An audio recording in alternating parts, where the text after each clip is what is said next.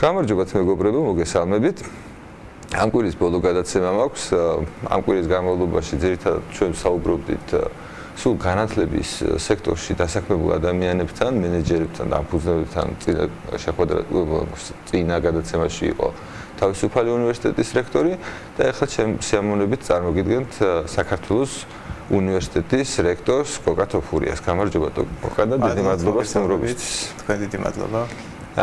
მოკლედ ჩვენ ვაგრძელებთ განათლების თემაზე საუბარს, გარდა პოლიტიკური თემატიკისა, რომელზეც ჩვენ ხშირად პოლიტიკოსები მოყვავს ხოლმე და საუბრობთ.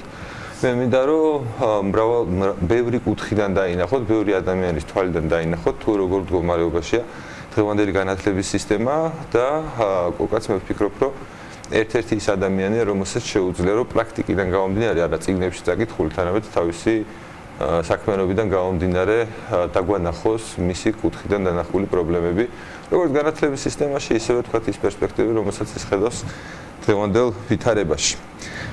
მოკლედ დავიწყოთ კოკა განათლების საკითხით საუბარი და მოკლედ რომ გაგვეცნო და გაგვაცნო შენი უნივერსიტეტი, ანუ როგორ პრინციპებზე აშენებთ, ანუ რა, მოკლედ რომ პატარა პრეზენტაცია გაგვიკეთო შენი საგანმანათლებლო გამოცდილებით. როგორც შენს უნივერსიტეტში, ისე მანამდე. ზოგადად საქართველოს უნივერსიტეტი არის შედარებით ახალი უნივერსიტეტი საქართველოს ბაზარზე. ჩვენ 2004 წლიდან ვარსებობთ. ეს არის უნივერსიტეტი, რომელიც დაფუძნებული არის დემოკრატიულ ლიბერალურ ღირებულებებზე, ადამიანის თავისუფლებებზე და ჩვენ სხვა შორის ეს არის კერძო უნივერსიტეტი, როგორც აღნიშნე, და თავიდანვე ეს უნივერსიტეტი დაფუძნდა ისე რომ მრავალპროფილიანი იყო, თუ ასე ვთქვათ 90-იანი წლებში და ადრეულ 2000-იანებში ძირითადად კერძო უნივერსიტეტებს ჰქონდათ ხოლმე რაღაცა პროფილი, თქვათ ის იყო ბიზნესის მიმართულებით ან სამართლის მიმართულებით. საქართველოს უნივერსიტეტი თავიდანვე დაფუძნდა მრავალპროფილიან უნივერსიტეტად და ჩვენ იმ თავითვე ავიღეთ ჩვენი მიზანი არ იყო მხოლოდ ის, რომ ყველაზე თქვათ კომერციულად მომგებიანი პროგრამები შეგვეთავაზებია საზოგადოებისთვის, არამედ ჩვენთან მაგალითად ისწავლებოდა და ახლაც ისწავლება თქვათ მათემატიკა, არქეოლოგია, ესეთი მიმართულებები, რომლებიც შეიძლება არ არის თქვათ ისტორია, რომელიც არ არის კომერციულად მომგებიანი, შეიძლება პირიქით დოტაციურიც იყოს, მაგრამ ეს ზოგადად უნივერსიტეტის მრავალფეროვნებას თვითონ შიგნით უნივერსიტეტში სტუდენტებს აძლევს საშუალებას, რომ ბევრი სხვა მიმართულებით საგნები აიღონ. თქვენ საკმაოდ ახლა კითხვით, რომ ახალგაზრდა უნივერსიტეტი ვარ, ხომ საქართველოს სულ რაღაც 29 წელია და მოვუკიდებელია. საქართველოს ალბათ არის. მანამდე სულ სათითაო უნივერსიტეტი ქონდა, ხო? ანუ კოკა, აი თქვენ ამ 16 წლის განმავლობაში რაც ფუნქციონირებთ საგანმანათლებლო ბაზარზე. განათლების მიზანი, აი ხო ხვდებით, ანუ ერთი არის როგორც ვთქვათ, ჩვენ შეგვიძლია შევაფასოთ რაღაცა კარგი უნივერსიტეტი, ბევრი თქვენ უცხოელი სტუდენტები ყავთ, ანუ ეს მაგრამ აი უფრო ღრმად რო ჩავიდეთ და ცოტა უფრო საფუძვლებიდან რომ დავიწყოთ განათლების პრობლემებს. აი რო შექმნით უნივერსიტეტის, როგორ მოვიდნენ ბავშვები, როგორი კონტინგენტი მოვიდა, რა პრობლემები დაინახეთ მათ განათლებაში.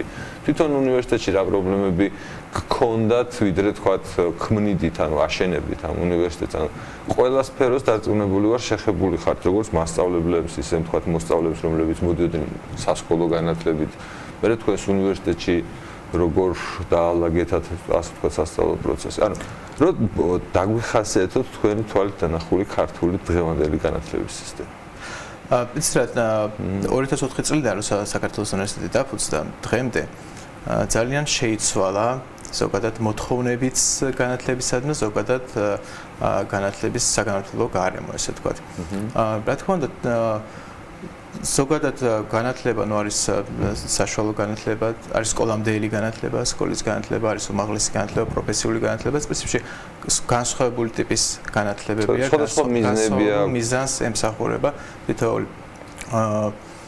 მაგრამ იმ დროს, როდესაც თქვა საქართველოს უნივერსიტეტი ფუძნდებოდა, მაშინ სხვა პრობლემები იდგა ზოგადად სტუდენტის წინაშე, ვიდრე თქვა ეხლა დგას იგივე განსხვავებული იყო მაშინ არჩევანიც შეიძლება ის დასაქმებული იყო ეკონომიკიდან გამომდინარე, ეხლა შეიძლება ცოტა უფრო მეტი არჩევანი აქვს. ზოგადად ქვეყანაში იდგა უფრო პრობლემა სპეციალისტის არსებობის ძალიან ბევრი მიმართულებით. მარტივად თქვათ ინგლისური და კომპიუტერი არ ვიცოდი. ხო, აი მაგალითად არ ვიცოდით ინგლისური და კომპიუტერი. შეიძლება მაშინ ყოფილიყო სხვა შეს იყო კიდეც ესეთი ინგლისურის და კომპიუტერის უნივერსიტეტი თუ რაღაცა ერქვა ვარცდებით ქუთაისში იყო ეს უნივერსიტეტი. სანამ მე ერთი პერიოდი იყო ძალიან დამკრელორებით ძალიან ბევრი უნივერსიტეტი დაიხურა რა 2004-ში და 2005-ში. ისე რომ ხო, ეს იყო პრობლემა და მაშინ იმ დროს შეიძლება თქვა იგივე პროფესიული და უმაღლესი განათლება ძალიან ახლოს იდგენ ერთმანეთთან. მაშინ გამიჯნულიც არ იყო და პრინციპში მაშინ პრობლემა არ იყო რომ მოსწავლე სტუდენტმა მართლა სტუდენტს არ ქონდა ელემენტარული უნარებიც, რაც პროფესიული სტუდენტსაც უნდა ქონდეს და მეორე მხრივ უნივერსიტეტიც ისეთ მისი პროფესორს კიდე არ ქონდა ხშირ შემთხვევაში პრაქტიკული გამოცდილება ხშირ შემთხვევაში მისი ცოდნა იყო შედარებით მოძველებული, იმიტომ რომ მანამდე გამოვიარე ძალიან მძიმე 90-იანი წლები, როცა არ ქონდა საშუალება იგივე პროფესორმა სწავლებს, რომ განევითარებიათ საკუთარი თავი, არ ქონდათ პრაქტიკის საშუალება, ხო, თქვათ იგივე ბიზნესში ავიღოთ. კორუფცია იყო საშინელი, კორუფცია ეს კიდე ამბავია როგორი კორუფცია იყო, მაგრამ თავისთავად რო ავიღოთ, თქვათ ახლა ჩვენ მაგალითად 90-იანი წლების ბოლოს და 2000-იან წლებში თქვათ უნივერსიტეტებში ყავდა მასწავლებლები, რომლებიც ასწავლიდნენ ბიზნესს, რომლებიც თვითონ ერთი დღე არ ცხოვრიათ ბიზნესში, ხო? და მაგრამ ანუ ზოგადად ბევრი უფრო მწვავე და აქტუალური პრობლემა იყო მაშინ, ვიდრე არის ახლა. ახლა შედარებით სხვა ტიპის პრობლემები გვაქვს. ახლა ჩვენ წამოგვეწია თაობა, რომელმაც დასავლეთში მიიღეს უკვე 90-იანი წლების ბოლოს თუ 2000-იან ადრეულ 2000-იანებში განათლება და ახლა უკვე საკმაოდ ნორმალური დასავლური განათლებით მოbrunდნენ და არიან ლექტორები. ახლა სტუდენტების წინაშე სხვა გამოწვევები დგას. ახლა ჩვენ უკვე გვაქვს საერთაშორისო სტუდენტების და საერთოდ სხვა არეალზე გავედით, ხო, ქართული უნივერსიტეტები გავიდნენ მსოფლიო ასპარეზზე. ზოგადად მე ამას ძალიან მნიშვნელოვანი რაღაცა ვთვლი, როდესაც ლაპარაკია ხოლმე ხან ხშირად არის ხოლმე ხარისხის განათლების ხარისხზე ლაპარაკი და ყოველთვის პირველი რაც მოსდის ადამიანს ეს არის სახელმწიფომ რაღაცნაირად გააკონტროლოს ეს ხარისხი. და ამ დროს ყველაზე უფრო კარგი გამკონტროლებელი ხარისხის არის ბაზარი და შენც გადიხარ საერთაშორისო ბაზარზე, უფრო მეტი კონტროლის საშუალებაა. ხო, უფრო გიწევს სტანდარტის ზევითაცია, რომ შენი კონკურენტები არიან არა ქართული უნივერსიტეტები, არამედ უკვე ევროპული, ამერიკული და სხვა ქვეყნების უნივერსიტეტები. და როგორც ყოველთვის საექსპორტო საქონელი უკეთესი არის ხოლმე როგორც წესი, ასევე საექსპორტო ექსპორტზე ორიენტირებული უმაღლესი განათლებას თავისთავად უზრუნველყოფს უფრო მაღალ ხარისხს. ანუ ხო, დაახლოებით ესეთი რაღაცა. ანუ თქვენ ახლა რაც მომიყევით, ანუ ფაქტობრივად თქვით, რომ დღევანდელი განათლებაში სხვა ტიპის პრობლემებია, მაგრამ რაღაც პრობლემები მე მგონია, რომ მაინც ერთი და იგივე იქნებოდა. ანუ თუნდაც ის, რომ ანუ უცხოეთი და ეს ტექნიკა ცოტა ხანი გვერდზე გადავდოთ, ანუ სამამულო განათლების სისტემას რო დავუბრუნდეთ. როგორი სტუდენტები მოდიან თქვენთან, თქვენს უნივერსიტეტში და აი თქვათ, რამდენად თქვენ ხართ როგორც აი მაგალითად თქვენ რო გქონდეთ ამ უნივერსიტეტის სტუდენტების შერჩევის მექანიზმი. აი თქვათ ეროვნული გამოცდების ნაცვლად, ხო, დარწმუნებული ვარ, რომ თქვენ ბევრად უფრო ზუსტად შეეცდებოდით ისეთი სტუდენტების, ისეთი კონტინგენტის მიღებას, როგორც თქვენ გიდათ, ხო? მათ შორის თქვენ რამდენად გაკმაყოფილებთ ის ცოდნა, რომლითაც ეს ბავშვები მოდიან. აი ამ კონტექსტში რომ დამანახოთ, ანუ რას ხედავთ როგორც პროდუქტს, რომელიც თქვენთან მოდის და მერე თქვენ გიწევთ შრომა, რომ შემდეგი ასე ვთქვათ, ნაბიჯი გადაადგმევინოთ ამ ადამიანებს. ზოგადად თქვენ ახლა რაც პრობლემა დასვით, ეს იმდენად დიდი პრობლემაა, რომ მე მომიწევს პრაქტიკულად ძალიან შევეხო სკოლას, შევეხო ჩვენ სკოლას უნდა შევეხო. ჩვენ მაგისტრის ლაპარაკობთ, ჩვენ სკოლას უნდა შევეხო, თქვენი ასე ვთქვათ, მასალა არის სკოლის პროდუქტი. მოსწავლე. რა თქმა უნდა. და ძალიან ხშირ შემთხვევაში ხშირ შემთხვევაში ის სკოლიდან მოსული ადამიანი დეზორიენტირებულია. ხო და ზუსტად ეგ მაინტერესებს, აი როგორ ხდება ერთი გარემოდან გადადის სხვა ეტაპზე ადამიანი თავის ცხოვრების, ანუ ფაქტობრივად ის უნდა იყოს მზად, რომ მიიღოს გადაწყვეტილება მომავალი საცხოვრებისეული პროფესიული არჩევანის შესახებ. რამდენად ეს ადამიანები თქვენთან მოდიან როგორც გააზრებული გადაწყვეტილებით, რამდენად სერიოზულად და შემდგომში ასე ვთქვათ, მათი მოლოდინები და რეალობა როგორ ემთხვევა ერთმანეთს. ძალიან მცირე პროცენტი. მოდით საერთოდ შევხედოთ, რა პროდუქტს იძლევა უნივერსიტეტი. მარტივი პასუხი ის არის, რა თქმა უნდა, უნივერსიტეტი ქმნის ცოდნას და ავრცელებს ცოდნას, არა ყიდის ცოდნას. მაგრამ ეს მარტივი პასუხია, რომ სინამდვილეში უნივერსიტეტის პროდუქტი არის დიდი კომპლექსი სხვადასხვა პროდუქტების. მაგალითად, ავიღოთ ის, რომ უნივერსიტეტი ერთ-ერთი მომსახურება, რასაც აკეთებს, ესე სხვადასხვა განსხვავებულ კულტურებში განსხვავებული ფუნქცია აქვს უნივერსიტეტს და ჩვენთან ავიღოთ თქო საქართველოში ერთ-ერთი მნიშვნელოვანი არის თქო სოციალიზაციის საშუალება, ხო თქო იგივე საქმიანი კონტაქტების დამყარების საშუალება. მეგობრების მაგალითად ავიღოთ სამეგობრო წრეებით რამჩება დაწყვილების საშუალებაც ჩავთვალოთ იგივე თქო ჰარვარდი რო ავიღოთ ხო მარტო საქართველოს რო არის თქო ჰარვარდის უნივერსიტეტში ძალიან ბევრი აბარებს არა მარტო იმიტომ რომ იქ რაღაც განსაკუთრებულ ცოდნას მისცემა თუმცა რა თქმა უნდა ჰარვარდი ძალიან კარგი ცოდნასაც მისცემა ასევე მანიც ის რომ მისი მერხზე გვერდით იჯდება ადამიანი რომელიც იქნება მრჩება მომავალში ამერიკის პრეზიდენტი ან სხვა ქვეყნის პრეზიდენტი ან ძალიან დიდი კორპორაციის ხელმძღვანელი და ასე შემდეგ ხო ანუ ადამიანმა იცის რომ ის იქნის სოციალურ კაპიტალს ხო ეს ერთი ეს თქვა მომსახურებასავით არის, რასაც უნივერსიტეტს თქვა by productivity შეიძლება თანაპროდუქტივით, რასაც თავაზობს ცოდნასთან ერთად, რასაც თავაზობს. გარდა ამისა, ავიღოთ ცოდნის სერტიფიცირება. ეს ძალიან მნიშვნელოვანი რაღაც არის. დღეს ჩვენთან უნივერსიტეტი ზოგადად სახელმწიფოს აქვს საქართველოში მონოპოლიზირებული ცოდნის სერტიფიცირება და მე სახელმწიფო გარკვეულ დელეგირებას უკეთებს მის მიერ ავტორიზებულ ობიექტებს არა სუბიექტებს იმის თქვა უნივერსიტეტები იქნება სკოლები თუ და შემდეგ. რომელსაც აძლევს უფლებას რომ მან გააკეთოს ცოდნის სერტიფიცირება. აი მაგალითად თქვა თქვენ რომ შექმნათ რაღაც სასწავლებელი თქვა ფიზიკის პროგრამა სადაც პირობითად მოიწვევთ თქვა აინშტაინს, ნიუტონს და ბორს და რა ვიცი ძალიან კარგი ფიზიკოსებს, ლანდაუებს და ისინი გეყოლებათ აკადემიურ პერსონალში. ამ დროს შეიძლება თქვა რომელიღაც სხვა უნივერსიტეტი რომელიც აკრედიტირებულია სახელმწიფოს მიერ და სადაც თქვა ასწავლის ვიღაც პეტრიაშვილი და პავლიაშვილი ფიზიკას იქ კურსდამთავრებულს ექნება სერტიფიკატი ცოდნის დამადასტურებელი თქვენ სასწავლებელს დამთავრებულს არ ექნება ხო? იმიტომ რომ სახელმწიფო იმას მის აკრედიტაცია. ანუ ეს ძალიან მნიშვნელოვანი რაღაცაა, რომ თან როდესაც სახელმწიფო პრაქტიკულად ყველგან მოითხოვს უმაღლესი დამთავრების დიპლომს დასაქმებისთვის, რა ვიცი, მოლარე იქნება თუ ამის არის ავტობუსის კონტროლიორი, ყველას უნდა ქონდეს უმაღლესის დიპლომი, ასეთ შემთხვევაში ძალიან დიდი მნიშვნელობა ენიჭება დიპლომს. ამიტომ რო ავიღოთ თქვა პროდუქტი, რასაც თავაზობს უნივერსიტეტი და რისთვისაც მოდის სტუდენტი, იქ შეიძლება ცოდნის მიღების წილი პროპორციულად საკმაოდ მცირე იყოს.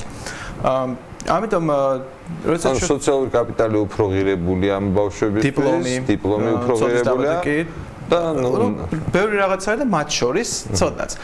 თქვა ნაკადში რომელიც მოდის უნივერსიტეტში თუმცა ეცეთ როგორ რაღაცა ადამიანს რომ შეეკითხო როგორ ირჩევ უნივერსიტეტსო და რატო ირჩევდი რა თქმა უნდა იმიტომ რომ მიიღო არჩევა მეტი ცოდნა იქ ეს იქნება მარტივი პირდაპირ პასუხი შეიძლება მისი გულწრფელი პასუხიც თუმცა ეს როცა სანიშნავს უფრო სიღრმისეულს რომ ჩაეძიო შეიძლება აღმოჩნდეს რომ მას ბევრი სხვა მოტივაცია ჰქონდეს ზოგადად მოდი ეს თქვა რომ საქართველოში უნივერსიტეტი სოციალური ინსტიტუტია პრაქტიკულად ხო ანუ ადამიანმა თითქოს ესეთი არის სკოლაში უნდა იაროს მე უნივერსიტეტში უნდა იაროს თქვენ როგორ უყურებთ აი ამ დამკვიდრებულ პრაქტიკას მაშინ როდესაც ახლა სოფლიოში თქვენ ახლა გეცოდინებათ ამას ისე კარგი შოთ საკმაოდ საპირისპირო ტრენდია ბოლო პერიოდში და მათ შორის საუნივერსიტეტო ტრადიციული განათლება ზოგადად ტრადიციული განათლება დასავლური მე-20 საუკუნის კვეთრი კრიტიკის საგანი ხდება და ონლაინ განათლების შესაძლებლობებით სულ ახალ იმებს აჩვენებს ხო ანუ ფაქტორულად შესაძლებლობები განსაკუთრებით ეს კორონას პერიოდში ან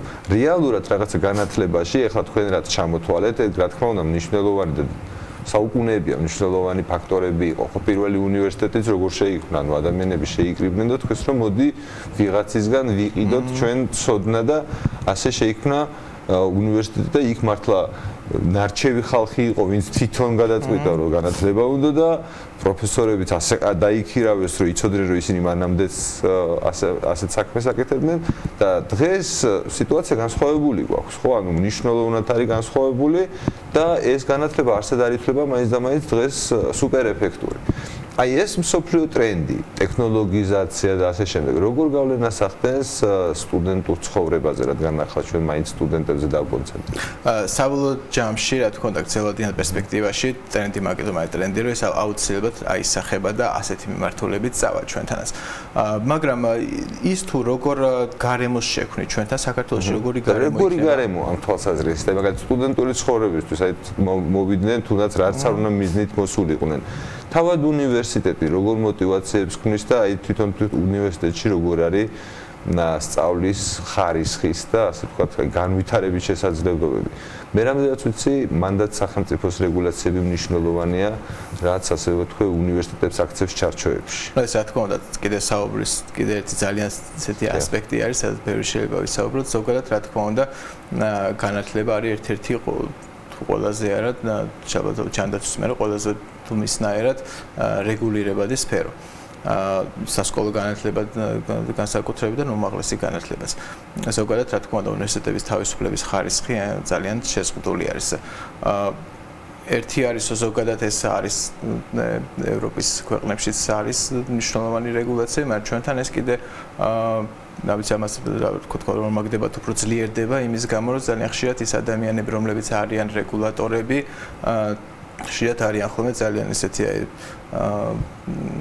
არ მახსენდება სიტყვა ბუკაიაც რო ეძახი არის რომ ძალიან ისე გთხოვს რომ შეასრულო ფორმალურად ფორმალობებზე კონცენტრირებულები და ამიტომ შენ გიწევს რომ რაღაცა არ დატოვო იქ რაზროვნება იქ რაღაცა რისკის ქვეშ არ დააყენო რაღაცეები და ამიტომ ძალიან ისე ხშირად იყო სწორხაზოვანი და ფორმალობაზე ორიენტირებული რაც რა თქმა უნდა აიძულებს უნივერსიტეტს რომ უფრო მეტი ძალისხმევა გააკეთოს იმისთვის რომ თან კარგიც იყოს ხო რა თქმა უნდა ეს ცალკე პრობლემა არის ის რომ უნივერსიტეტები არიან ძალიან შეზღუდულები არის ძალიან ბევრი ის რომ არ იძლევა ხშირად საშუალებას განვითარების მთელი ეს რიგი რეგულაცია მაგალითად საქართველოში წლების განმავლობაში იყო პრაქტიკულად აკრძალული დისტანციური სწავლება ეხლა ერთი პლუსი რაც კორონავირუსის იმან მოგცა ის არის რომ პრაქტიკულად განათლების სამინისტრომ დაინახა რომ იძულებული გახდა რომ დაეშვა დისტანციური განათლება. ხა იყო ჩვენთან დაშვებული დისტანციური განათლება, ოღონდ ეს იყო დაშვებული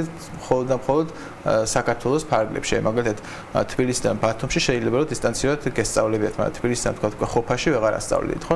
ამ დროს როცა ჩვენ გვინდა რომ გქონდეთ ექსპორტზე ორიენტირებული განათლება, შეიძლება თელ სოფლიოს მივაწოდოთ ჩვენი განათლება დისტანციურად, ამ დროს ჩვენს ქვეყანა გზღუდავდა. მაშინ როდესაც სხვა ჩვენი კონკურენტების საერთაშორისო ასპარეზზე ხელფეხი ჰქონდათ გახსნილი და მთელი ევროპის და ამერიკის უნივერსიტეტები როგორ ამდენი წელია ავითარებენ და აუმჯობესებენ ონლაინ მოსახურებას, ონლაინ კურსებს და ზოგიერთი უნივერსიტეტი რაღაც ნაწილს უფასოთაც კი აწვდის სტუდენტებს და ასე შემდეგ, ხო? მთელი ბიზნესი ვითარდება ამ მიმართულებით და ქართული უნივერსიტეტები ამას ვიყავით მოკლებულები. ქართული უნივერსიტეტები დიდი ხნის განმავლობაში ამ მხრივ ვერ ვითარდებოდა. ეს არ არის მარტო ერთი მიმართულება, ხო? ზოგადად სამწუხაროდ ესეთი ხისტი რეგულაციები თითქოს და პირველადი დანიშნულება მათი ის არის რომ უზრუნველყონ გარკვეული ხარისხი განათლების და სტანდარტი, მაგრამ საბოლოო ჯამში აფერხებენ მთელი რიგი მიმართულებით უნივერსიტეტების განვითარებას, იგივე არის თქვა სკოლებზეც და საბოლოო ჯამში ეს უკან გვიბრუნდება გაუარესებული ხარისხით, ან ის რომ ვერ გაუმჯობესდა ხარისხი რაღაც მათგან. გუშინ გითხებოდი ბატონს ზუსტად ანალოგიურ თემაზე, ანუ უნივერსიტეტებისა და სახელმწიფოს ურთიერთობაზე და ბატონ თქვა რომ იდეაში არც რანაირი განსაკუთრებული კომუნიკაცია არ არსებობს მათ შორის ამ რეგულაციების და ახალი რეგულაციების შემოტანის დროს, რა, აი რამდენად ეს ადეკვატურია, ან რაციონალურია, ან მიზანს ემსახურება, ან რამდენად შეუშლის ბოლო-ბოლო ხელს ადამიანებს საქმის წარმოებაში. ეს ურთიერთობა არ არსებობს. აი რა მაინტერესებს, როგორი აი წარმოიდგინეთ, თქვენ როგორც ბიზნესი, ხო, იდეაში ვალდებული ხართ რაღაცა პროგნოზი გააკეთოთ, ხო, მომავლის პროგნოზი გააკეთოთ. და აი ასეთი გარემო, რომელსაც აი თქვენ ახასიათებთ, ერთ-ერთი მხრივ მაინც ვითარდება, ანუ რაღაცა პროგრესი ბუნებრივია, სამყარო ვითარდება, მაგრამ მეორე მხრივ აი შიდა ესეთი გაუგებრობა არსებობს კერძო ბიზნესსა და ბიუროკრატიას, ანუ სახელმწიფო ადმინისტრაციას შორის. როგორ ფიქრობთ, რა არის ამის მიზეზი და შეიძლება თუ არა რაღაც ფორმები არსებობდეს ამ საკითხის მოგვარების, თუ ეს მხოლოდ პოლიტიკური მოგვარებას ექვემდებარება? თქვა სწორად გავიგე კერძო კონკრეტულად კერძო იმას გულისხმობ ამ შემთხვევაში ხო რა თქმა უნდა შეიძლება ვიგულისხმოთ ჩვენ რომ შეიძლება არის მაგალითად უნივერსიტეტების სახელმწიფო რომელსაც ასევე აქვს ავტონომიის მოთხოვნილება ან თქვა ფიქრობს რომ ესეა მაგრამ ეს პირდაპირ გაგებით მაინც ეხება კერძო ან ჩემი კითხვა ეხება მაინც კერძო საგანმანათლებლო დაწესებულებებს ხო კერძო საგანმანათლებლო დაწესებულებებს რეგულირების მიღმა შეეძლებოდათ აერჩიათ უთვალავი მეთოდი ალტერნატიული განათლების მიწოდების მათ შორის თქვა ფასის ხარის და ასე შემდეგ მრავალფეროვნება შეექმნათ ბაზარზე. და ამის საშუალება რომ არ იქნება, მე ვთვლი რომ თქვენს მიერ დასახელებული პრობლემა ამიტომაც არის ძალიან მნიშვნელოვანი, რომ ვერ ვაჩვენებთ ინოვაციის შესაძლებლობას. ანუ იმას, რაც არის ბიზნესის მთავარი ამოცანა, გარისხოს და მიიღოს უკეთესი შედეგი. და აი ეს გარემო, როგორ ფიქრობთ, რამდენად ხელს შეუწყობს იმას, რომ განათლებაში რამე მკვეთრი ცვლილება მოხდეს, მაშინ როდესაც ლაპარაკი შეუძლებელია. ნებისმიერი განვითარებისთვის საერთოდ ბიოლოგიაში ევოლუცია ხდება, მაშინ როცა მრავალფეროვნება არის, ხო, როცა შეცდომები. ხო, ბევრი სხვა ვარიანტი არის და ამ ვარიანტიდან ყველაზე უფრო მორგებული და ყველაზე უფრო საუკეთესოების გადარჩევა ხდება მუდმივად და შესაბამისად ხდება განვითარება, ანუ ევოლუცია, ხო? დღეს შეიძლება ჩვენ დღეს ვიცოდეთ, როგორი უნივერსიტეტის როგორი მოდელი იქნება ყველაზე უფრო ოპტიმალური დაუშვათ 2050 წელს, ან თქვათ 3000 წელს. შეუძლებელია დღეს ჩვენ ვიცოდეთ, ხო? ამიტომ როდესაც ჩვენ რეგულაციები გვაიძულებს, რომ რაღაც ყველა უნივერსიტეტი ერთ ყალიბში მოერგოს და ყველა უნივერსიტეტს ერთი და იგივე მოდელი იქნება. აბარაში ხართ კონკურენტები, თუ ერთი და იგივე გვაქვს. პრაქტიკულად თუ სილაბუსებიც იგივე გვაქვს, პროგრამებიც იგივე გვაქვს და ზოგადად რა თქმა უნდა, ნუ მე ძალიან მცირე ადგილი რჩება, მცირე შენი ვის უკეთესი პროფესორი ყავს, ვის უკეთესი ინფრასტრუქტურა აქვს, რაღაცას თავაზობს კიდე გაცნობის პროგრამას, ან რაღაც კიდე დამატებით, რასაც თქვა სხვა არ თავაზობ.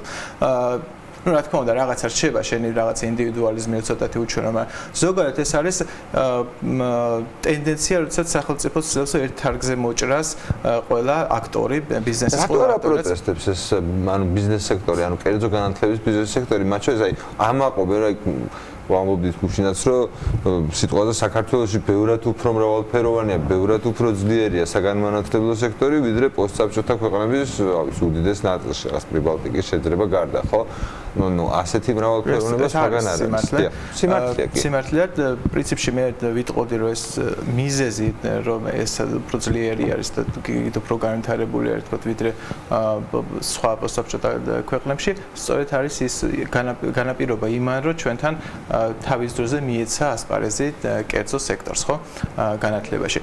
საბოლოო ჯამში თუ დაუკვირდებით, კერძო სექტორმა აიძულა სახელმწიფო სექტორიც, რომ გაუმჯობესებულიყო და არა სახელმწიფო რეგულატორმა. როდესაც შეიქმნა კერძო უნივერსიტეტები, რომლებიც წაიყვანეს სტუდენტები სახელმწიფო უნივერსიტეტებიდან, რა თქმა უნდა, სახელმწიფო უნივერსიტეტების პირველ რიგში ამან გამოიწვია გაღიზიანება და შედგა ცდილობა, რომ ისინიც ყოფილიყვნენ კონკურენტ უნარიანები, არა? ანუ საბოლოო ჯამში ჩვენ ხო ვიცით 100%-იანი სინამდვილე ის არის, რომ კონკურენცია გაიძულებს, რომ იყო უკეთესი. ყველაზე უფრო გაიძულებს კონკურენცია და ვერცერთი სახელმწიფო რეგულატორი ისე ვერ გაიძულებს და სახელმწიფო რეგულაციას ყოველთვის თუ არ გინდა იმის შესრულება, ყოველთვის რაღაცას მოუძებდნენ და ისე კარგად არ შეასრულებ ყოველ შემთხვევაში, ხო? მაგრამ კონკურენციასთან დაკავშირებით ჩვენ ხარ თვითონ მოტივირებული და იძულებული, რომ რაღაცა გააუმჯობესო, რომ იყო კონკურენტ უნარიანი. ამიტომ ის რომ ჩვენთან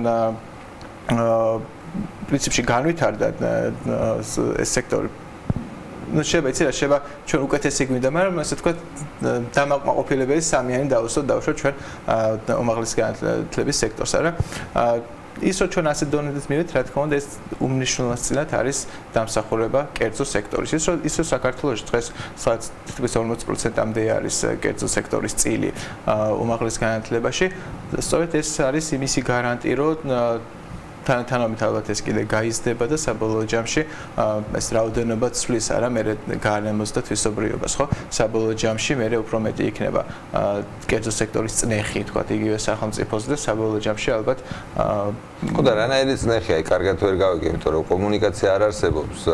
იდეაში თავის დროზე თქვენ რო თქვით იყო პერიოდი, როდესაც უამრავი კერძო უნივერსიტეტები იხსნებოდა, მე პოლიტიკა ხშირად იცვლებოდა ხოლმე.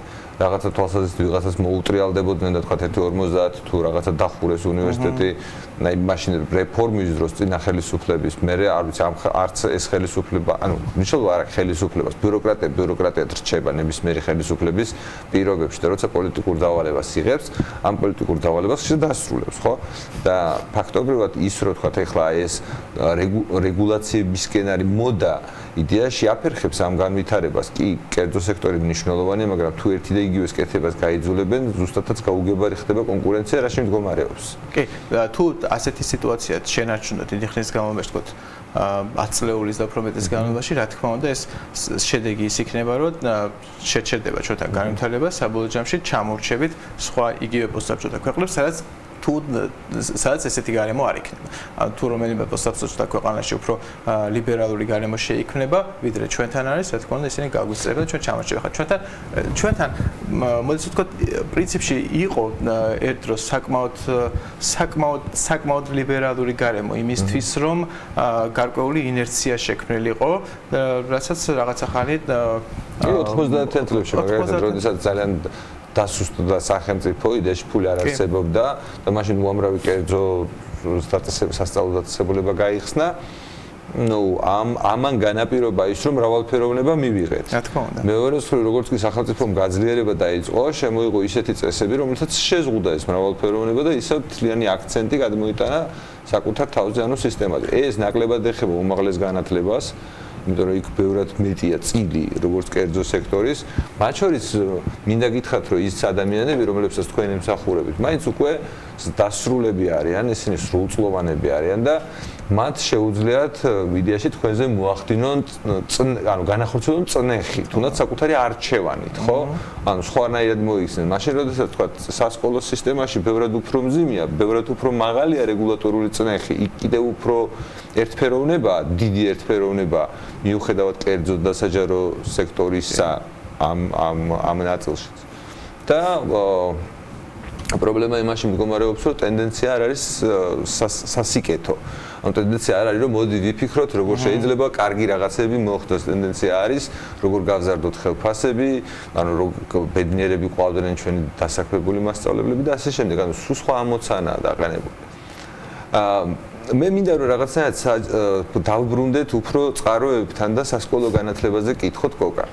თქვენ როგორ უყურებთ საქართველოში სავალდებულო განათლების არსებობის აუცილებლობას?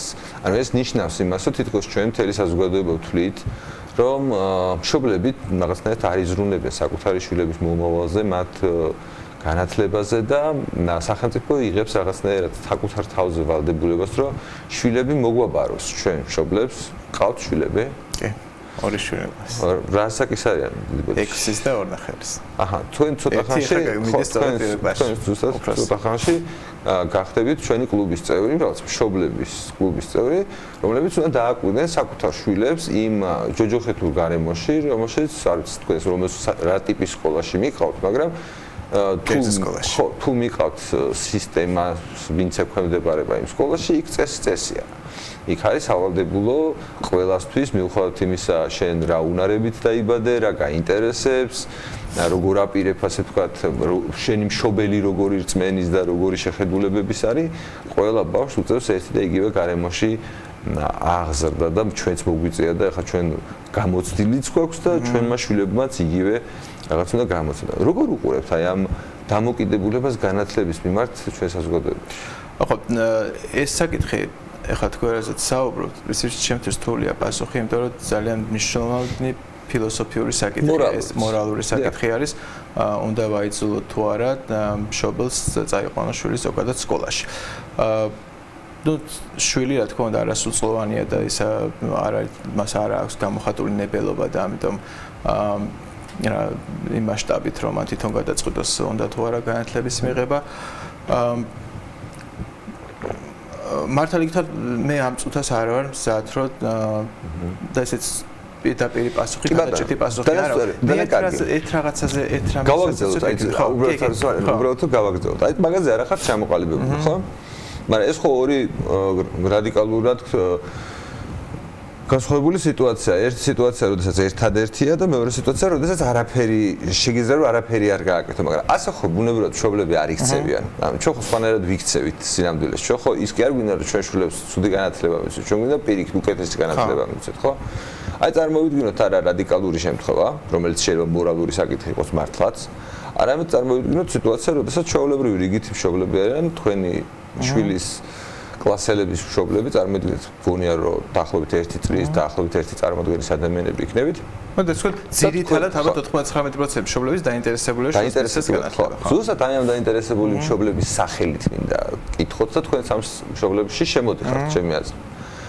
რა საიდან წარმოიქმნება უფლება, რომელიც თქვენ აგიკრძალავთ, თქვენი შვილისთვის მოიფიქროთ და გადაწყვიტოთ ისეთი განათლების მიცემა, რომელიც თქვენ წარმოგვიდგენიათ მისთვის, მისი მომავლისთვის ყველაზე შესაბამისად. იცი რა, ზოგადად, რა თქმა უნდა, უფლება გვაქვს ჩვენ ადამიანებს და სახელმწიფო უფლება, ეს არის ჩვენ მიერ მისთვის დელეგირებული გარკვეული უფლებების ნაწილი, ხო? თუ მე მაქვს უფლება, რომ მაგალითად თქვენ გაიძულოთ თქვენი შვილი სადმე წაიყვანოთ, თქვენ გაქვთ ეს უფლება, რომ მე მაიძულოთ ჩემი შვილი სადმე წავიყვანო, მაშინ ჩვენ ორივე შეგვიძლია დელეგირება ამ უფლების გაუკეთოს სახელმწიფოს და მაშინ სახელმწიფოს ექნება უფლება, რომ ჩვენ გვაიძულოსო შვილები წავიყვანოთ სკოლაში. არ ვიცი, ალბათ ეს უფლება ჩვენ არ გვაქვს და შეიძლება მართალია იყოს, რომ ფიქრობთ, რომ არ გვაქვს ჩვენ მშობლებს, შვილების მე მაქვს უფლება, რომ სადაც მოდი ჯერ იქიდან დავიწყოთ, რომ მე არ მაქვს უფლება, რომ თქვენ გაიძულოთ, რომ შვილი წაიყვანოთ იქ, სადაც მე მინდა, რომ თქვენ წაიყვანოთ. ოკეი, თუ მაგის უფლება არ გაქვს, მაშინ სახელმწიფოს არ აქვს, ხო, ალბათ მაგის უფლება სახელმწიფოს არ აქვს. მაშინ ლოგიკურად გავადის. ლოგიკურად გაქვს, ხო, მაგით თქვენ რომ შესაბამისად ვერ გაუკეთებ სახელმწიფოს მაგ უფლების დელეგირებას. ალბათ მართალია, ხა მე მაგიტომ თქვი რომ პრინციპში არა ვარ მაგ თემაზე სასაუბრად ზად, იმიტომ რომ პრინციპში წამსით როგორც მე ზოგადად სახელმწიფო წამს რომ სახელმწიფოს ძალაუფლება ეს არის დამყარებული არის და მისი წყარო ძალაუფლების წყარო არის ხალხი და შესაბამისად ის უფლებები დავალდებულებები რომლის დელეგირებაც ხალხმა მოახდინა მასზე და ნებისმიერი სხვა არის უკვე სახელმწიფოს მიერ ძალის გადამეტება და მისი უფლებამოსილების გადამეტება ამ შემთხვევაში ხო ალბათ პრობლემა არის ის როდესაც სახელმწიფო აიძულებს მოქალაქეს რომ წაიყვანოს თავისი შვილი იქ სადაც სახელმწიფოს უნდა თუმცა აქ დგება ისეთ როგორი რაღაცა თქვენ გაქვთ კი უფლება წაიყვანოთ თქვენი შვილი იქ სადაც თქვენ გინდათ აბობისა როცა ნუ პრინციპში შვილი არის ადამიანი რომელიც ცალკე ადამიანია როგორც იმას არა აქვს ჯერ ბოლომდე გამოხატული ანუ ვიღაცას ხო უნდა კონდეს ანუ ბავშვია უმწეოა დაიბადა ტირის და იფსავს ეხლა ჩვენი ამოცანა რომ ამას მოუვაროთ ყველანაირად მოუვარეთ რაღაცა გაიზარდა მე რო გვინდა რომ ნაკლები ენერგია დავხარჯოთ რომ თვითონ თავის თავს რაღაცები გაუკეთოს ხო ჩვენ ხო ესე მიყავით ბავშვს და ვასწავლეთ რომ იცი რა, კოუზით ჭამა შეიძლება რომ არ დაისვა, რომ მე რაღაც ტაკოს მოხოცვა მოვასწავლეთ, მე რაღაცა ვასწავლეთ, ანუ მთელი მიზანი არის, რომ ბავშვი მოვაჩვიოთ დამოუკიდებლობას, რომ ჩვენზე ნაკლებად იყოს დამოუკიდებული, ხო? ამ მიზანში ჩვენზე უფრო დაინტერესებული, მშობელზე უფრო დაინტერესებული, ხო, შეუძლებელია ვინმე იყოს. მე ჩვენ ხო ყველაზე მეტად გვყვარს ეს ჩვენი შვილები. ჩვენ ხო ყველაზე მეტად წარმოგვიდგენია ის ცხოვრებისეული პრობლემები, რომელიც ჩვენს ცხოვრებაში გვიდგას. ანუ ჩვენ ვიცით ამ საზოგადოებაში რა პრობლემები დგას და რაზე ფიქრი და რისი გაცნობიერება ჩვენ შვილებს დააზღვევს იმ რისკებისგან, რომელიც მათ ცხოვრებაში მომავალში დაუდგებათ. ხოსია. ანუ ჩვენ ხო ყველაზე მეტად ვართ დაინტერესებული, რომ ამ რისკების შესახებ ინფორმაცია ჩვენ შვილებს მივაწოდოთ.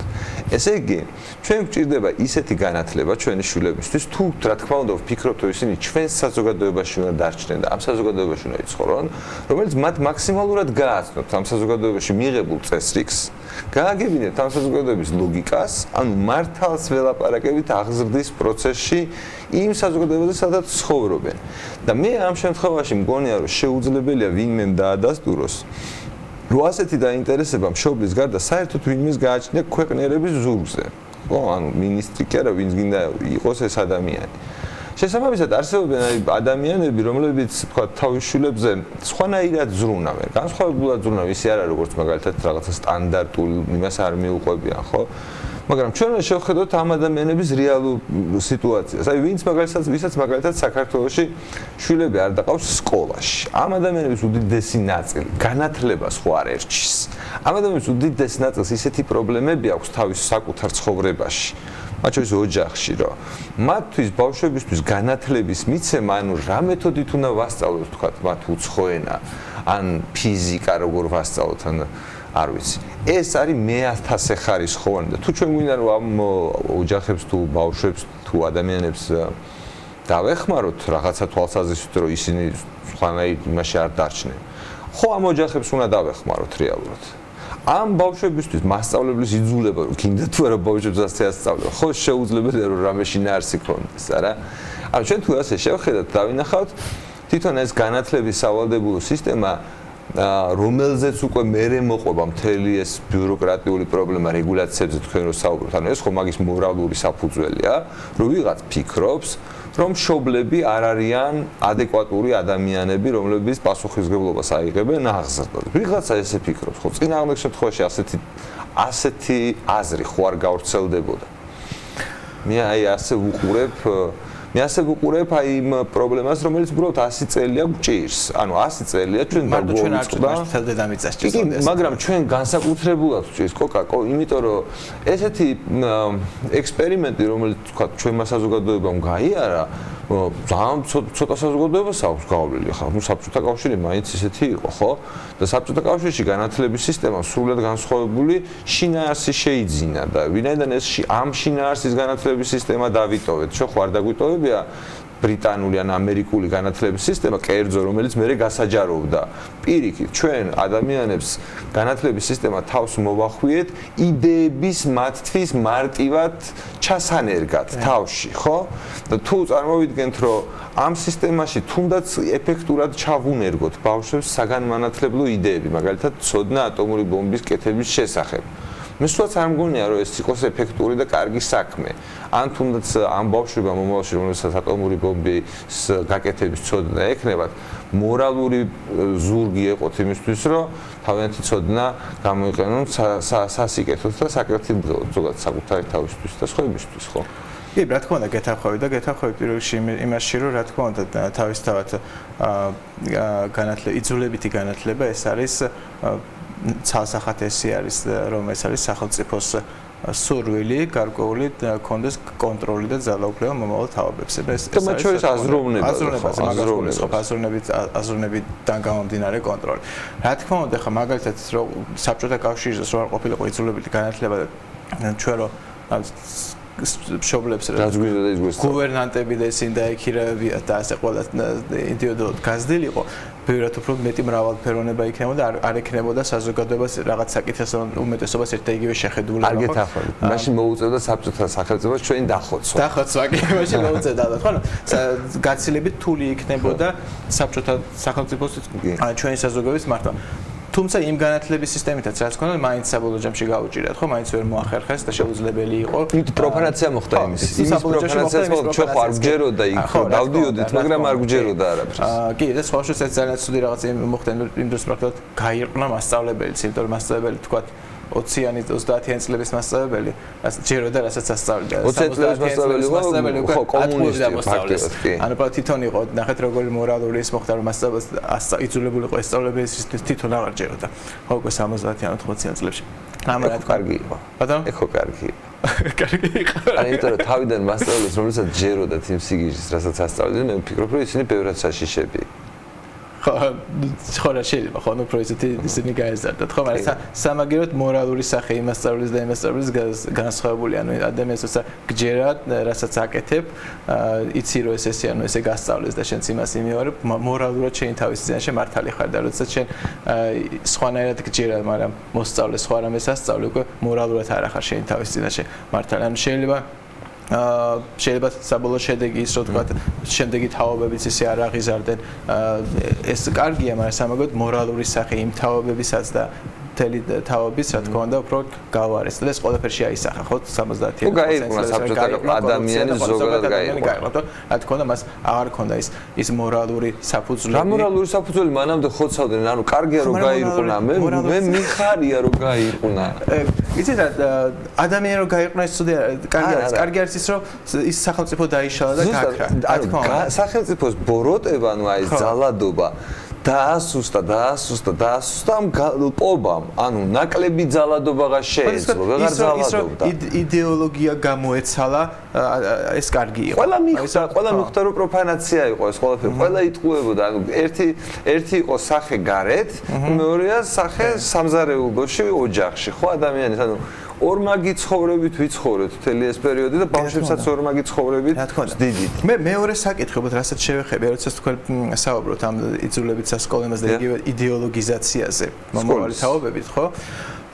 მე უბრალოდ კითხვაც შეიძლება, აქეთ კითხვაც შემოგიბრუნოთ, ხო? ესეთი ის არა ვქეთ, შეიძლება ეგეთი ფორმატი. შეიძლება მე თვითონ არ ვარ დაღვინებული ამაში და თქვა ავიღოთ ესეთი რაღაცა, როგორც არის ეროვნული ცნობიერება. მაგალითად, ხო? და ავიღოთ ის, რომ ჩვენთან საქართველოში არის სხვა ეთნიკური წარმოშობის ქართველები, რომლებიც საბოლოო ჯამში ჩვენი სულ თქვა სიძლიერისთვის ჩვენი ქვეყნის მრავალფეროვნების ერთობისთვის და იმისთვის ალბათ კარგი იქნება რომ მოხდეს ერთ ერად ჩამოყალიბება ანუ ერი ხო ესეთი რაღაც სიმაშეს არის როგორ შენ თავს რაც მიიჩნევა რა შენ კუთვნილებად ხო და ეს ყოველთვის თქვა ქვეყანაში ყველა არ მიიჩნევს კუთვნილებად ანუ ეს თანამედროვე ეს არეალი კუთვნილების არეალი შეიძლება გაფართოვდეს ხან თქვა შეიძლება ხოლმე არისტოკრატია მიიჩნევდეს თავს რაღაცა იმათ ხო დანარჩენების ქვეშ შეიძლება რაღაცა დომინანტი ერის ეთნოსი მიიჩნევდეს და თქვა ალბათ ყველაზე იდეალური სიტუაცია როდესაც მაქსიმალურად მეტი ადამიანი მოქალაქე თავს მიიჩნევს ერთიანი ერის ნაწილად ხო ქართველი ერის ნაწილად ხო ასე დროს ყოველთვის ერის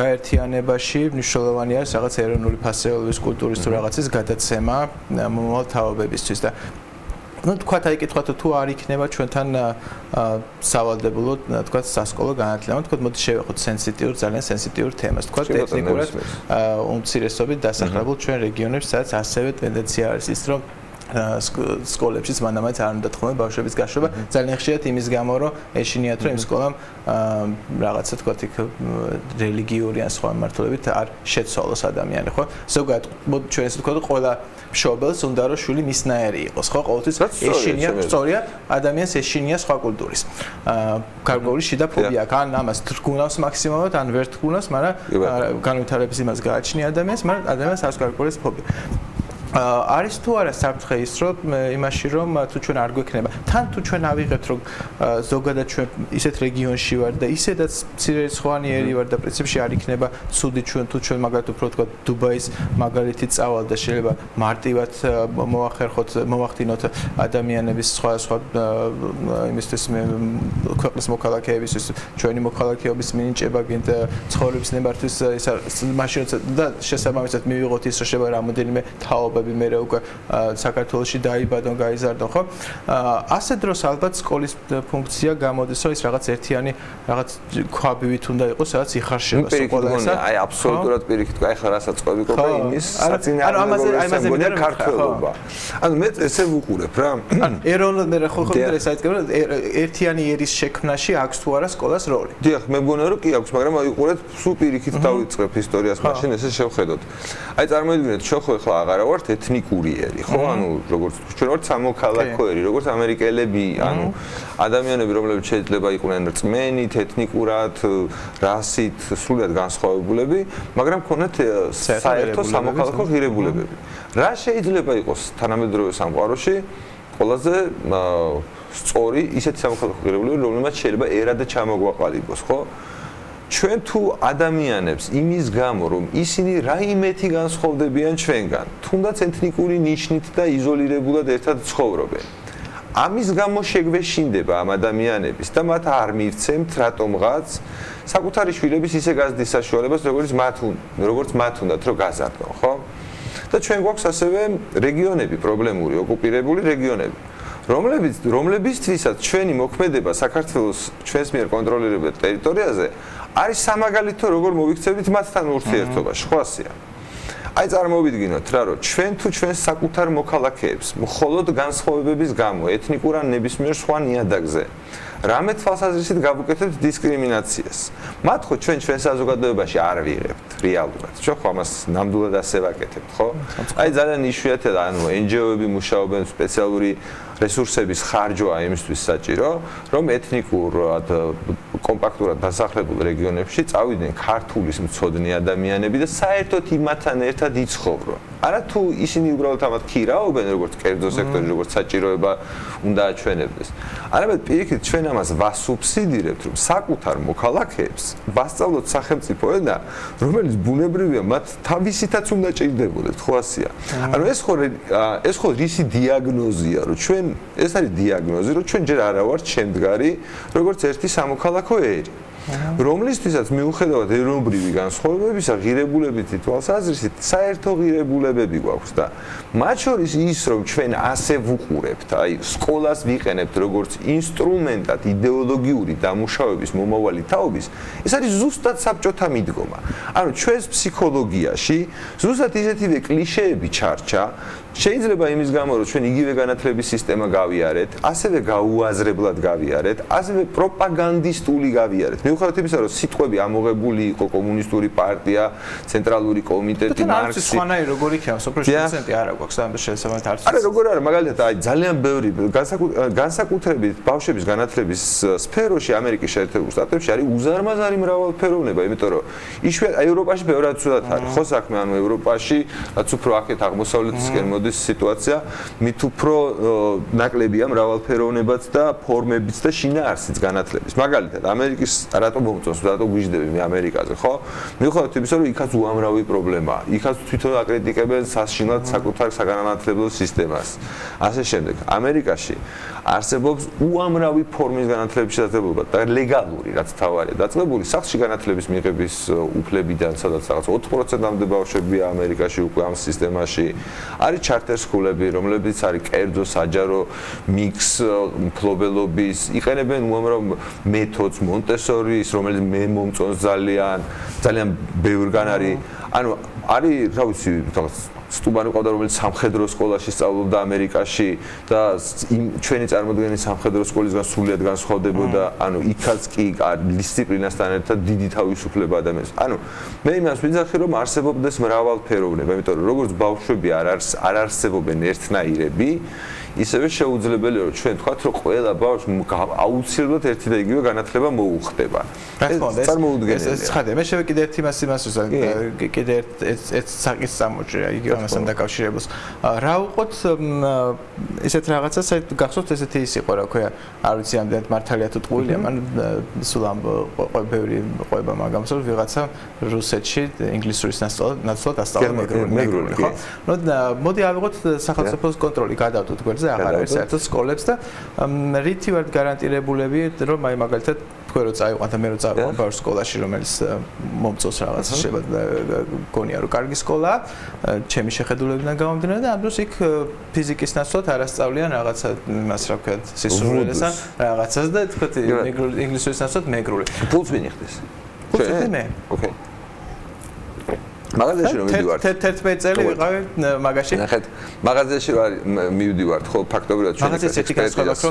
კი, ჩვენ ექსპერტს ვაკეთებთ, მაგრამ მაღაზიის საქონელს რო კაი ერთხელ ვიყიდი თქვა რაღაცას და ხორცს და თქვა აღმოჩნდა გაფუჭებული, კაი არ მოკვდე მეორჯერ ვიყიდი, კანი ხაღარ იყო სხვაგან ვიყიდი, მაგრამ ამ განათლებას ხომ 11 წელი უნდა ყავდეს 12 წელი. აი წარმოგიდგენთ თქვენ დაკავთ შვილი. ანუ როგორ დავდივართ ექიმებთან, როგორ დავდივართ სხვადასხვა ასეთი პროფესიის ადამიანებთან. ხო ხო ერთმანეთს ვუყურებთ, ანუ ვეკითხებით ერთმანეთს რაღაც. თქვენ თუ ვიცი რომ, რა ვიცი, კარგი ფიზიკოსი ხართ, უბრალოდ მათემატიკოსი ხართ. და თქვენ შვილს სადღაც დაკავთ. ანუ თქვენ ფაქტობრივად რაღაცა ნაწილში ერკვევით, ხო? ანუ წაღა თქვენ რო თქვით რომ სოციალიზაციისო ძალიან მნიშვნელოვანი გარემოა უმაღლესიო. სკოლა თქვენ არ იცით რა ხდება. იქ რა სნობიზმია მშობლებში. ანუ ერთი და იგივე კლასის, ერთი და იგივე დაჯგუფების მშობლებს ძალიან უყვართ, თორსა თავის შვილები დადიან ერთი და იგივე სკოლებში. შესაბამისად, მაგ პრობლემის მოგვარება იქნება ძალიან მარტივი, იმიტომ რომ აუცილებლად ამ მშობლების მასაში გაჩნდებიან ადამიანები, ეს ხო მართლა ციმბირი არ არის, სადაც ინგლისური არავინ არ იცის და მარტო ერთი მეგრული იცის ვიღაცა, ხო?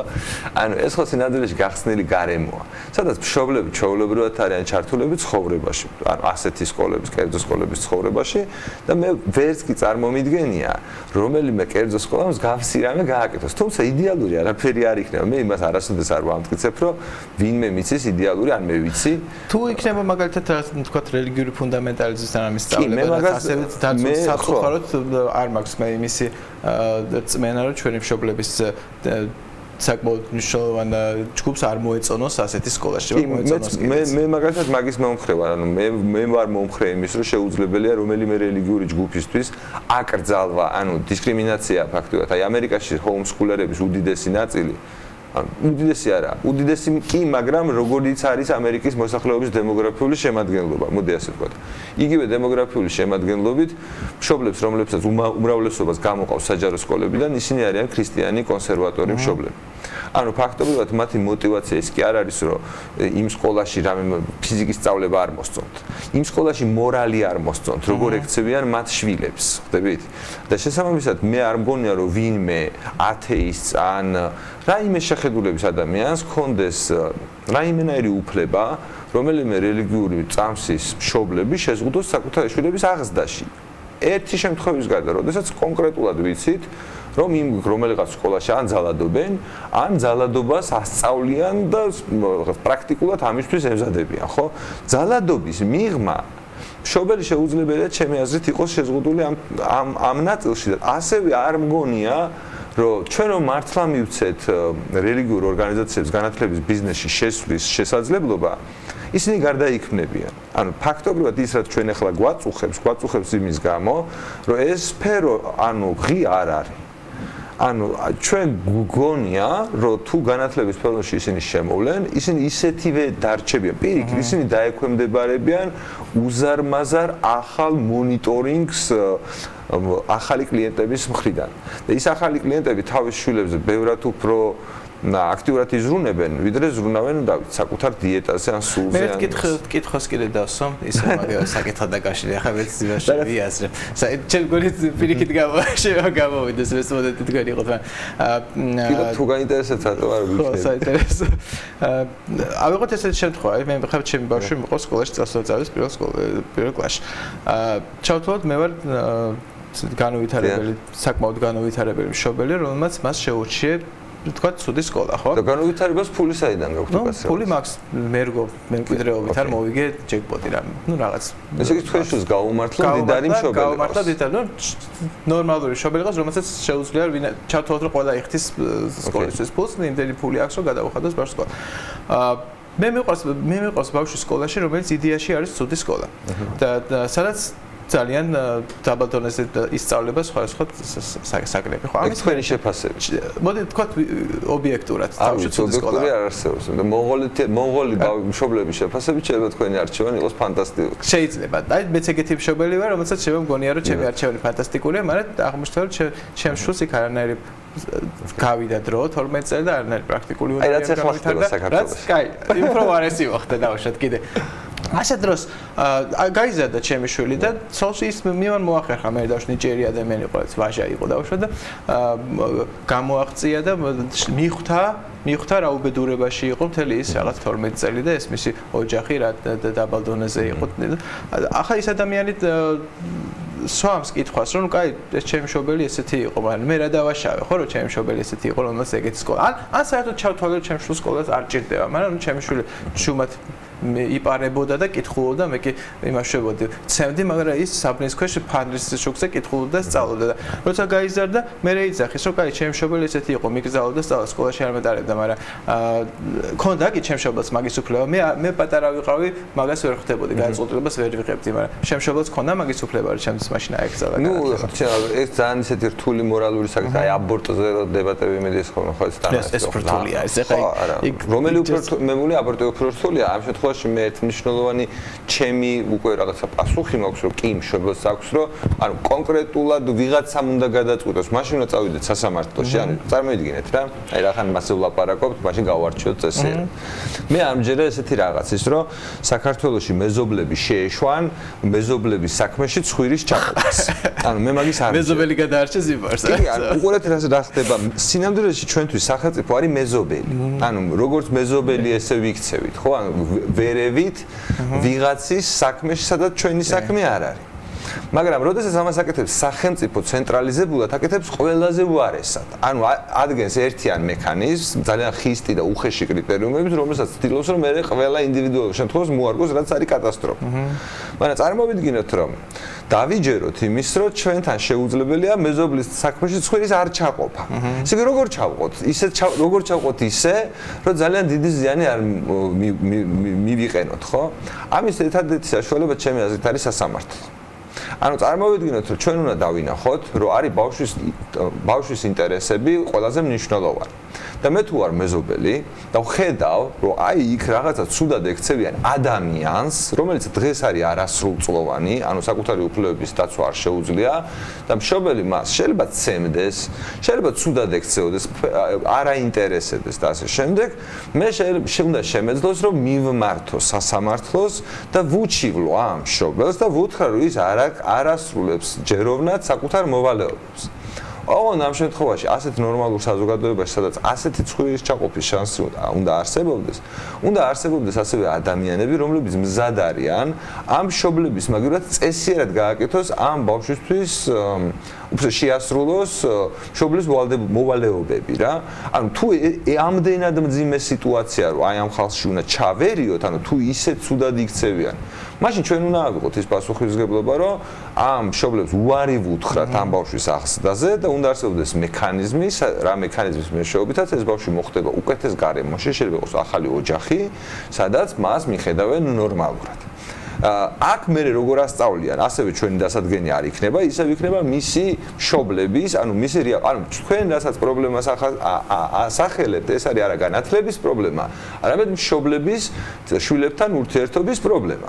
ანუ შვილებს ძალიან უყვარს თავის შვილი, მაგრამ ანუ მესმის ხო, მაგრამ თუ მაგალითად პასკალის მამაც ჯიდაი პასკალს. რა თქმა უნდა, ანუ თუ მაგალითად რომელიღაც საზოგადოება მეთქი მე ვიძახი რომ ანუ როგორც ვაჟას აქვს თემსა და ინდივიდს შორის დაპირისპირება აღწერილი ან რავი ყაზბეგს ან ნებისმიერ, ანუ ეს არის ადამიანის ბუნებიდან გამომდინარე, ხო? ადამიანების ბუნებიდან გამომდინარე არსებობს კულტურული წესრიგი საზოგადოების, რომელიც შემზღუდავია ინდივიდის თავისუფლების და ინდივიდი ამ კომპრომისზე მიდის იმის გამო, რომ კულტურა მიას იცავს, ანუ კულტურა ძალიან დაცვითია და შესაბამისად მან ინდივიდებს ჩვენ გვიღირთ ჩვენი თავისუფლების დათმობა, ჩვენი უსაფრთხოებისთვის, ანუ დავექვემდებაროთ თემის წესრიგს. და ზოგიერთი ისე ცუდად თუ მოვიქცევით, რომ ამ თემს აღარ მოწმოს ჩვენაირი ქცევა, მას შეუძლია ჩვენ გავგვპრესოს. მაგრამ ამისთვის მე უბრალოდ მინდა რომ არსებობდეს სწორი მექანიზმი, არა ნაჯახით გავაკეთოთ ეს, როგორც ვთქვათ, ბიუროკრატია შეუძლია რეგულირებით. არამედ ინდივიდუალურ შემთხვევაში, ოღონდ ინდივიდუალურ შემთხვევაში ეს რო გავაკეთოთ, ჩვენ ამისთვის ინსტიტუტები გვჭირდება. ჩვენ კი სამწუხაროდ საზოგადოება, ზუსტადაც იმის გამო, რომ განათლების სისტემა არ აგვაქვს და ჩვენ არ გაგვიაზრებია ჩვენი ისტორია, დღეს არ ვართ მზად იმისთვის, რომ მოვემზადოთ ასეთი შემთხვევების ინდივიდუალურად გასარჩევად. ხდება, ანუ პრობლემა მე ფუნდამენტური მგონია ის კი არა რომ ესეთი პრობლემები არ არსებებენ მშობლები რომლებიც ცუდად მოიქცევიან და ვერ გაითვალისწინებენ საკუთარი შვილების ინტერესებს. ძალიან ხშირად ამის აღმოჩენა გაგვიჭირდება, ვერც კი დავინახავთ და ყოველდღიურად ესეთი ბავშვები არიან ჩვენს გვერდზე და ჩვენ მათ ვერ ვამჩნევთ. მაგრამ თუ არის რადიკალური შემთხვევა, რა თქმა უნდა საზოგადოებას უნდა ჰქონდეს ბერკეტი ასეთი რადიკალური кейსის გამკლავების, რაც მოითხოვს სასამართლო სისტემის არსებობას, რომელიც ასევე არ გაგვაჩნია. მე მაგალითად ახლა ჩვენი საუბრიდან გამომდინარე რომ ყოფილიყავი თქვა გადაწყვეტილების მიღების განათლების სისტემაში ალბათ რასაც ვიზამდი დავიწყებდი საჯარო სკოლების თანდათანობით პრივატიზებას, ანუ კერძო სექტორის გაზრდას, მოდი თქვა პროპორციულად და კერძო სექტორს მივცემდით თავისუფლებას და თანდათანობით მე ვფიქრობ რომ ესეთი რაღაცები რეფორმები განათლებაში ხანახან მტკივნეულია ხოლმე უცებ ერთი ხელის მოსმით რო ჩატარდეს, რომ შესაძლებელია ეს თქვა გაიწელოს რამდენიმე თქვა შეიძლება 10 წელიწადზე და თანდათანობით მოხდეს მართლაც იმით რომ თქვა ვექტორია ვიღოთ, სწორი მიმართულებით და თანდათანობით მოხდეს განვითარება ამ მიმართულებით, რომ სკოლებს ჯერ კერძო სკოლებს მიეცეთ დამოუკიდებლობა მაქსიმალურად გაიზარდოს თანათავით კერძო სკოლების რიცხვი, პროპორციული რიცხვი მთლიან მომწოდებლებს შორის და ნუ თანდათანობით. რასაც ჩვენ ვაკეთებთ, ზუსტად მაგას ვთქვით, რომ გავაკეთოთ, რომ მოდი გადავდგათ ისეთი ნაბიჯი, რომელზეც ყველა შეიძლება შევთანხმდეთ. ანუ არ არსებობდეს, ან მაქსიმალურად მცირე განსხვავებული აზრი არსებობდეს, ხო? და ამაზე მე მგონი ეგ არის, რომ კერძო სკოლები, ანუ უკვე ადასტურებენ 300 ლარს აძლევს ვაუჩერს ხო კერძო სკოლას. ანუ ეს იმას ნიშნავს, რომ ფინანსურად იქ სახელმწიფოს როლი მინიმალურია. თუ ეს მინიმალურია, ეს იმას ნიშნავს, რომ მშობლები იღებენ ამ პასუხისმგებლობას ფინანსურსაც მათ შორის, რომ თვითონ მიიღონ ეს გადაწყვეტილება. ახლა წარმოიდგინეთ, თქვენ ხართ კერძო სკოლა. თქვენ ამ კლიენტის დაკმაყოფილება როდის უფრო კარგად შეგიძლიათ, როდესაც შეზღუდული ხართ, თუ როცა თავისუფალი ხართ, ხო? როდესაც თავისუფალი ხართ და თქვენ ხო უკეთესი მაკონტროლებელი ხართ თქვენი კლიენტის სახით, ვიდრე საჯარო სკოლას სახელმწიფო ბიუროკრატიის სახით. ოღონდ აი პრივატიზაცია რო ახსენეთ საჯარო სკოლების, მე არ ვიცი რამდენად ეს სწრაფი პროცესი შეიძლება იყოს და შეიძლება ავტონომიზაცია უფრო უფრო ასე ვთქვათ დღეს ადეკვატური მიმართულება იყოს, ანუ მათაც თავისუფლება ჰქონდეთ. მათაც შეეძლოთ ვინც უნდათ დაიქირავონ. მათაც შეეძლოთ როგორი საგანმანათლებლო პროგრამაც უნდათ ისეთი აირჩიონ. მათაც შეეძლოთ გამოიყენონ ეკონომიკური ონლაინ ასე ვთქვათ რაღაცა კურსები და ასე შემდეგ, ანუ გავიდნენ ამ რეგულატორული ჩარჩო და თვითონ აირჩიონ. მაგრამ მე ვფიქრობ, რომ საკუთრების ფორმა და ასე შემდეგ, აი ერთიანად, ხო? ერთიანად სამწუხაროდ იმდენი ცოდნა ქვეყანაში არ არის, რომ ამდენი კერძო სკოლა ერთბაშად შეიძლება ბაშად ალბათ არა, მაგრამ რო იცოდე ხარ რომ იყოს მიშვებული, თქვა რომ იყოს უფლება, იყოს ერთ დროს უფლება რომ საჯარო სკოლა ვისაც შეიძლება გაყიდულიყო. მე ეს უფლება აიგზავნა თვალსები შაშკინის დროს იყო და მე უკვე ალბათ ხელისუფლების ცვლილების შემდეგ აიგზავნა საჯარო სკოლის შეძენა. ეხა მაგათ არსებობენ ხარ ჯგუფები, რომლებიც აქვს სერიოზული გეგმები, მაგალითად აპირებენ ძალიან მნიშვნელოვანი მოთამაშეები გახდნენ საქართველოს კერძო სასკოლო ბიზნესზე. საქართველოს ბანკის პროდუქტი მეთქვა ხო? პირდაპირ, მაგრამ იცით ხო თქვენს და ახლა ვის ხარჯზე აპირებს, რა თქმა უნდა, კერძო სკოლების ხარჯებს სახელმწიფოები არ იყიდება და გამოდის ის აპირებს, რომ კერძო სკოლები გამოისყიდოს. რო იყოს შესაძლებლობა, რომ სახელმწიფო სკოლებში მოახდინოს მან ინვესტირება და სახელმწიფო სკოლები შეიძინოს, მაშინ იქ უფრო ადვილი იქნებოდა და იმის ხარჯზე იმას პირველად სწორი იქნებოდა. ანუ თავისთავად მე ვერ ხედავ იმის საფრთხეს, რომ ჩვენ რო ეს საქმე გავაკეთოთ უფლება მივცეთ კერძო სექტორს უფრო მეტად შემოვიდეს, მაშინ ჩვენ ვერ ვიპოვოთ მზაობა კერძო სექტორში ან სურვილი რომ სკოლაში მოახდინოს ინვესტირება. შეიძლება იგი ძალიან მალეც მოხდეს, ახლა შეიძლება 100% არა, მაგრამ 60-70% შეიძლება ძალიან ადვილად დაიპყროს კერძო სექტორმა მთლიანი სასკოლო განათლების. კოკა, დიდი მადლობა დღევანდელი თქვენი საუბრისთვის, ჩემი აზრით უბრალოდ საინტერესოც იყო. მიუხედავად გამოჩნდა რომ თქვენ უმაღლესი განათლება უფრო ასე ვთქვათ იმათ გაქვთ ინტერესის სფეროა, მაგრამ მე ვფიქრობ, რომ სასკოლო განათლებას და ზოგადად განათლების თემა ნებისმიერი ამ სფეროში ჩართული ადამიანისთვის უნდა იყოს მნიშვნელოვანი და მე ძალიან გამიხარდებოდა თუ ჩვენ გავაგრძელებდით თანამშრომლობას და მათ შორის თუნდაც აი ამ იდეების, რომელიც თქვენ დასვით არ ვიცი, სავალდებულო განათლებასთან დაკავშირებით, მშობლის ვალდებულებებთან და უფლებებთან მიმართებაში და ასევე გახდებოდა რაღაცნაირად საჯარო დისკუსიის საგანი და ეს ძალიან შეუწყობდა ხელს პოლიტიკურ დისკურსს ამ ქვეყანაში. ზოგადად ხან ჩვენი პრობლემა ხშირად ის არის ადამიანის რომ არის რაღაც თემები, რაზეც ღიზიანდებით და არ გვინდა დისკურსი. ანუ ეს როგორ შეიძლება სკოლა რა თქმა უნდა იყოს, უნდა იყოს სავალდებულო, უნდა იყოს. რა თქმა უნდა მსჯელობა აუცილებელია, ეს მსჯელობა აუცილებელია ყველა მიმართულებით. დიახ, ზუსტად ამისთვის გიხდით მადლობას, რომ ასეთ თემებზე მზად ხართ ხოლმე, რომ მზად ხართ ისაუბროთ და იმედი მაქვს, რომ შემდეგი შეხვედრების დროს კიდევ უფრო წინ ვიქნებით და უფრო მეტი ადამიანი იქნება ამ თემებზე რაღაცნაირად საჯაროდ ხმა ამოღებული. დიდი მადლობა და მადლობა თქვენმოც. დაგემშვიდობებით თქვენ. მომავალ შეხვედრამდე ორშაბათამდე გემშვიდობებით ჩვენს მაყურებელს. ორშაბათს შევხვდებით 6 საათზე კვლავ განათლების თემით. დროებით.